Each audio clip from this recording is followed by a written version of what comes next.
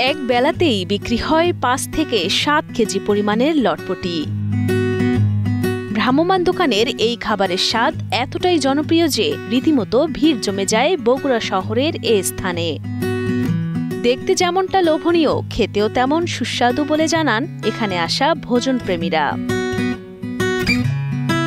অনেক মজা, এক বাটি নিয়ে ৩ জনে খাচ্ছি, মারামারি করতেছি। এখানকার খাবারটা অনেক টেস্টিকর খাবার, যতবার আসি আমরা এই খাবারটা মিস করি না। গরুর কলিজা, ফ্যাপসা আর ছোলা দিয়ে বিশেষ উপায়ে রান্না করা হয় লটপটি।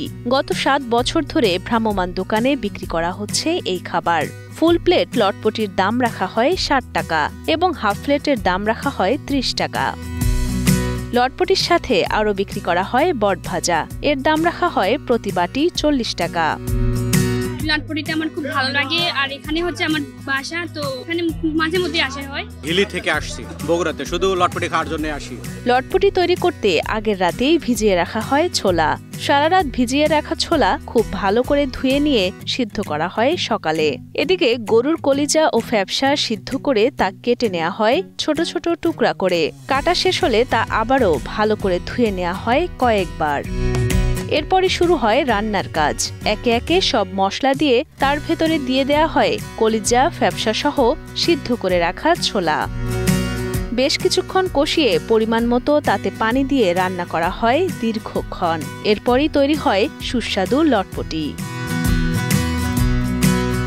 সকালে কাটা বাছা করে ধুয়ে যাই, দুপুর পর আমি ২টার সময় রান্না তুলে দিই। বাড়ি থেকে রান্না করে নিয়ে ভ্রাম্যমাণ দোকানগুলোতে বিক্রি করা হয় এই খাবার। আগে বগুড়া শহরের 0.7 মাথায় বিক্রি করা হলেও পরবর্তীতে যানজট এড়াতে এবং ভোক্তাদের সুবিধার জন্য ভ্রাম্যমাণ দোকানগুলো স্থানান্তর করা হয় টেম্পল রোডে। বিক্রেতারা জানান, অন্যান্য সময়ের থেকে শীতকালে লটপটির চাহিদা বেড়ে যায় দ্বিগুণ। লটপটির মধ্যে যে ফেসকা আছে এগুলো অনেক সময় পাওয়া যায় না, বাসায় খাওয়া যায় না। এগুলো দেখবেন যে বিক্রি কিন্তু সবার কাছে হয় না, আমাদের কাছেই বিক্রি হয় একমাত্র। এই জন্য এটা হলো স্পেশাল খাবারটা, অনেক যত্ন সহকারে বানানো হয়, এই জন্য মনে করেন মানুষ বেশি খায়।